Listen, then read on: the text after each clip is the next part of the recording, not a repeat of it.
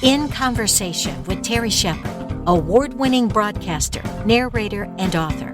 A deep dive into the writer's craft with the artists and support systems who create the stories we love. Thanks, Lisa. Today, we're thrilled to host Ruby Peru, the creative force behind Bits of String Too Small to Save. This December marks the long-awaited release of the audiobook version of her cult classic original, which won the prestigious 2022 Deanna Tully Multimedia Prize. Featuring a full cast, including Ruby herself in several roles, it brings the vibrant world of Bumblegreen to life. Ruby joins us to explore what makes Bits of String truly special, from its diverse, complementary characters to the prominent theme of home. With her dual passions for writing and restoring old homes, Ruby's insights promise to be as whimsical and inspiring as her work. Ruby Peru, welcome. Give us the essence of Bits of String Too Small to Save. This is a novel that I wrote after I quit being a kindergarten teacher and became a magazine writer. And I had been telling the kids stories as a teacher. It was very creative because they were absolutely enraptured by my stories, and I'd get them into circle time and I'd just tell them a story, and I'd include all the kids in the story and stuff. And it was really fun. And I didn't want to lose my creative chops after I quit that job. It was so stimulating for my brain. And then I got this job as a magazine writer that was essentially pretty boring. But it was right across the street from the public library. So I would go to the library every day after work and I would write for an hour. And the idea is I had to be having as much fun writing as I used to have telling the stories to the kids. The object of the game was not to follow a specific plot, was not to bring across some particular theme, was not to do anything. It was just to have fun, making up stories, being creative, and keeping that part of my mind alive. It starts out in a kind of Alice in Wonderland vein. And whenever I would be writing, I'd be like, I'm bored. Be like, okay, stop. Introduce a new character, get some talking monkeys in there, do whatever it takes to start having more fun. So the story essentially goes, there's a 10-year-old girl named Elizabeth Ann, and she has a hot rod driving badass grandma. And the two of them have to leave their dystopian futuristic land where they live because somebody's threatening to throw grandma into a home because she's like non-traditional, and buy a home, an old folks home, which is not a home at all, right? So home is a big theme in this. So they go through a portal to another world that grandma happens to know about.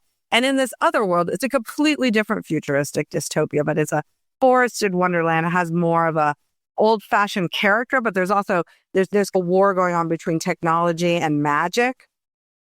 And they have to solve this huge mystery in order to save this world from itself. Because of, essentially, they use technology to solve a problem created by magic, and then technology created its own problems, and they created another problem, another solution, which created its own problem. And so there are all these solutions that create their own problems, and they all have to do with technology and magic clashing, where at the same time you're going, really, what's the difference between technology and magic?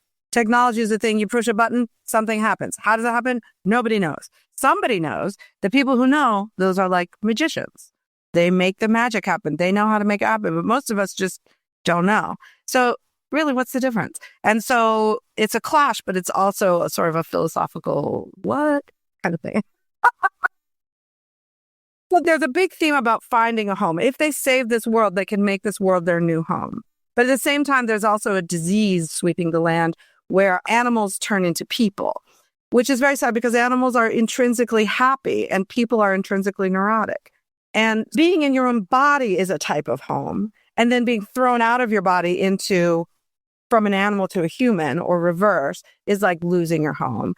For some people, home is a place of comfort. For some people, home is a place of distress. And so it's a theme that happens throughout with all the different sort of wacky characters that occur.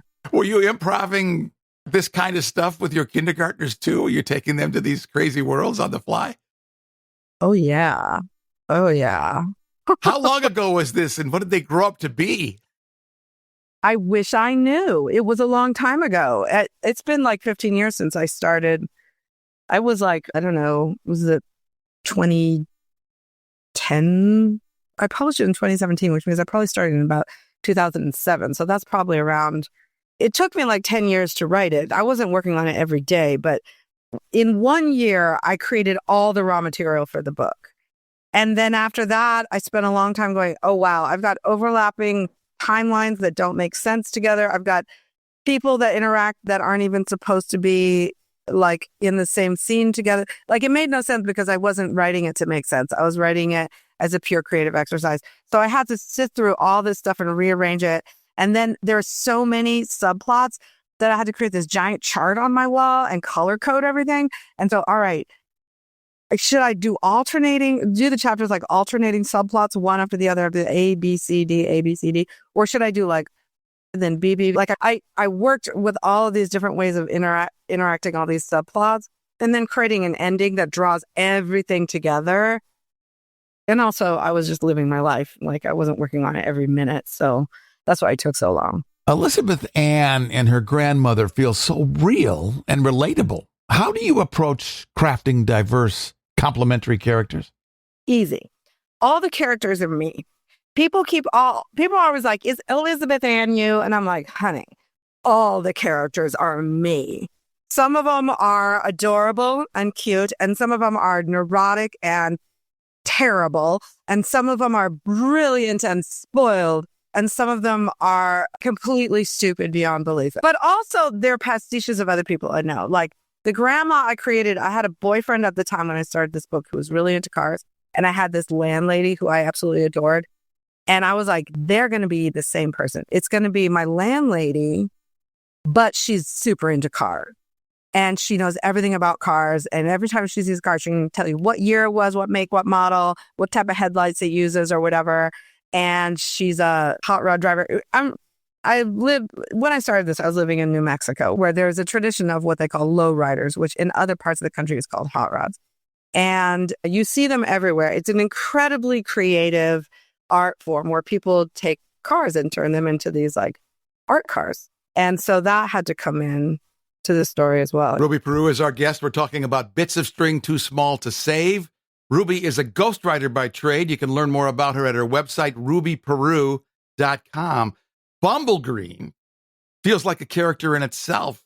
How did you create such a vibrant and immersive world? Well, creating worlds is my favorite thing. Is my favorite thing to read and is my favorite thing to write. It's whenever you're creating, like whenever you're creating science fiction, you're creating a world, right? You're building your own world. If you look at Harry Potter, that's a completely different world that somebody built, right?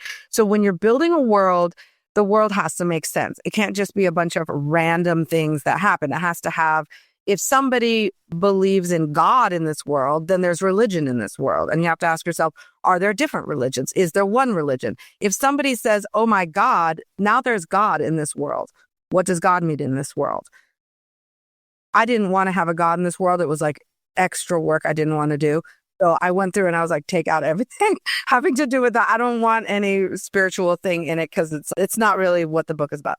So you have to be careful when you're creating a world that you're creating it consistently. Like I noticed after about the millionth draft, I noticed that something very wrinkly was compared to a Shar-Pei puppy. You know how they're really wrinkly? But this world doesn't have dogs. And I was like, I got to take that out. They don't have dogs. So because when Elizabeth Ann and her grandma go through a portal into the world, they bring their shaggy sheepdog with them. And this world has never seen a dog before. The dog creates a stir, and there's a whole subplot around people reacting to this beast that they've never seen before. Anyway, so to create the world, I just started working and then just tried to stay consistent with the things that I had invented. There are talking monkeys. Then I had to figure out, why are there talking monkeys?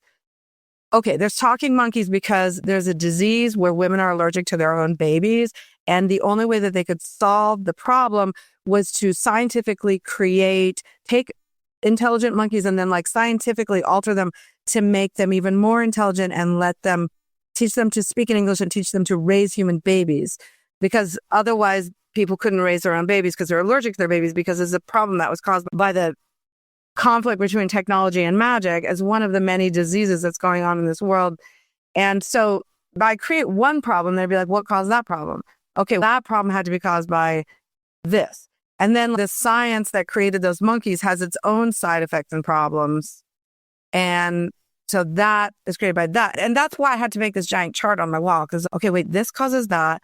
That causes, this has repercussions into that. And then that if you introduce this, how does that affect all of those other things? You have to just be really creative, but then you have to go back and double check yourself and go, wait, does anything here contradict itself or contradict the rules of the world? It is said that next to the cover, the title is the most important thing to attract readers' attention. How did you come up with Bits of String Too Small to Save? Great question. Here's how. I had the title before I started the book. And here's where the title comes from. I think it was my great-grandmother. She was like a Depression-era hoarder, those kind of people that save everything. But she was a very tidy, organized person. She wasn't like one of those hoarders where it's just a mess. She would save every single thing, but in a very neat, tidy way. When she died, they went through her house and they found, like, for instance, her basement was filled with a giant cardboard box filled with margarine tubs. She wasn't saving them for any reason. She just couldn't throw out a thing that might have a value because that's that Depression era thinking. And they were all cleaned, neatly stacked, and there was a label on the box. They called it oleo tubs. And everything was like, there was like old newspapers saved for no reason. And they were neatly labeled old newspapers. And there was like a million things that were just saved for no reason. And they would all be very neatly labeled. And under her bed, they found a box, a shoebox, and it was neatly labeled Bits of String Too Small to Save. And that's exactly what was in there. And I had that phrase in my head for a long time. And I was like, I want to write a book based on, named that. And then as I started to write the book, I started to try to figure out how this was going to justify the title. I said in your introduction that this book truly is a viral sensation. How did it find its audience? It's a book that has an unusual audience. And this is why I'm leading you into your next question. This is why I created a podcast from it, because as a book, it has a few problems. I didn't write it for a young adult audience. I didn't write it for a children's audience. I wrote it for myself. I was trying to entertain myself, which means it's written for people like me, which I don't know who those people are. I don't know any. But it's written, my writing, okay, I talked to a lot of publishing agents about it and they liked it, but they told me this is an impossible book to sell because it is not written. When you write a book that has a young adult quality, like the two main characters, there's Grandma and then there's Elizabeth Ann who's 10 and then there's the Queen of Bumble Green who's 13. So two main characters are 10 and 13, which gives you the impression that this book is for a young adult audience. But the vocabulary is my vocabulary, which is way higher than what a young adult audience would be. And I didn't dumb it down for a young adult audience. So it doesn't have that quality of being written as a young adult book.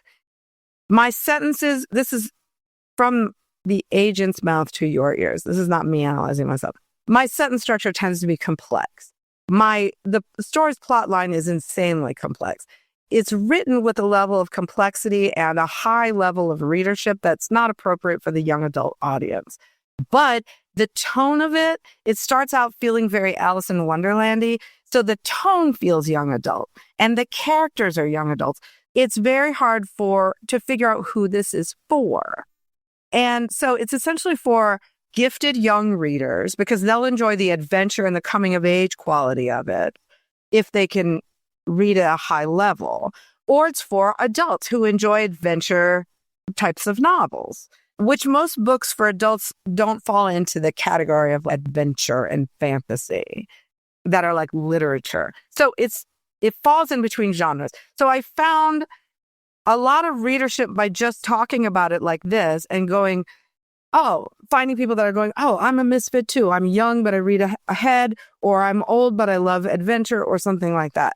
And this is the reason why I made it into an audiobook, because I thought this actually making it into a dramatized audiobook solves the problem of it being for a kind of non-specific market.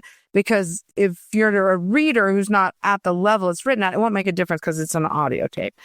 And if you are an adult, it's also a long book, which is too long for like 400 pages. So it works better as an audiobook, I think. and it's dramatized, and there's like all these different actors. They're very funny. It's a very funny book, and you can just listen to it chapter by chapter and take your time, and it's just easier. It feels like the right venue for the book. Multi-narrator audiobooks are the ultimate in complexity. How did you go about producing this one? Oh my God. Okay. So I had a sound engineer, first of all. And so what I did, I wanted to be the director. Like, it's hard when you're doing an audiobook that has a lot of dialogue. You have to really be there in the studio with the actors, because I understand the book very deeply. And none of my actors are people who have time to read the whole book and analyze it like you would as an actor. They're all people who have acting backgrounds, but they're also busy adults. So I give them their script, like, we're going to do chapter 6 today. Okay, here's your script for chapter 6. And then I explain, here's what's going on. Here's also the subtext of what's going on. Here's what's going on the surface of this story. Here's what the character is feeling. Here's their character's relationship to the other character. So you have some idea of what's the background of what you're saying. So as a director, I had a big part in making sure that all the actors said their lines right. So I would go into the studio with each individual actor and do their lines for a chapter or two. And it took 2 years to do and get all those lines, and then have the sound engineer put it together with like sound effects and music and stuff like that. We're with Ruby Peru. Bits of String Too Small to Save is the name of the book. The brand new audiobook version is available now. Details at rubyperu.com. Audio is a complicated platform. Would you do it again?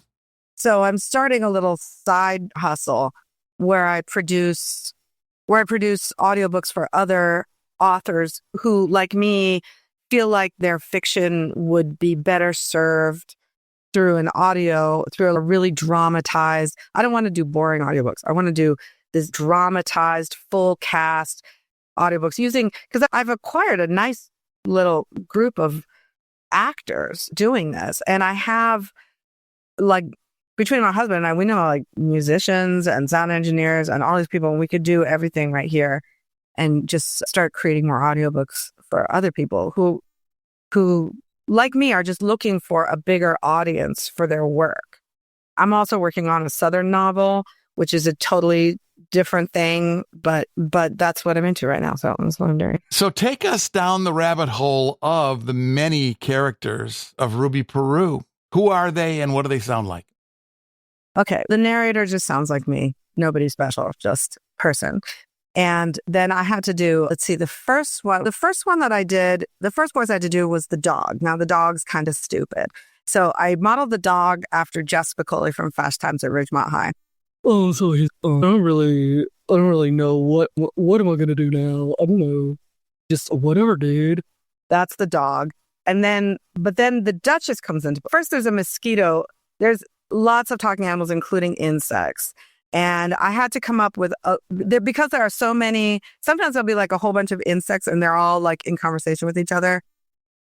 And I would run out of actors. So I had this insect who is a recurring character, and she's modeled after Blanche Dubois from A Streetcar Named Desire. I have always relied on the kindness of strangers. And then I do the Duchess. That's one of my main characters that I do. And she's modeled after Mrs. Howell from Gilligan's Island. So she talks in this deep voice. It's very, sort of sophisticated, but also very pretentious. Darling, I really must talk to you about how the roses are going in the garden. And like that. And then I have to do Tammy, her personal chef, who is trashy, for lack of a better word. She's a very bad imitation of Fran Drescher. She's, okay, what are you, stupid or something? That's Tammy. I'm Tammy, what do you want here? That's Tammy. And then there's a man I had to do because I ran out of male actors. And that was very difficult. His name is Jimothy Shrank. And I drink this foul concoction that kind of makes my voice sound weird. And then I get into this weird posture. And his name's Jimothy Shrunk, and he's just like, I know he sounds like Jeff Spicoli right now. So I'm trying to remember how I did it. just like as deep as I can, and just got trying to sound like I'm not myself, but it's gonna sound like a man. And then I also did Shadudo, who is a important character, who's a magician / sorcerer, who I'm not going to do for you because it hurts my voice to do it. I wanted to find something that had like a real whiskey and cigarettes kind of voice, and I couldn't find anybody. So I had to do it myself, which hurt me every time I did it.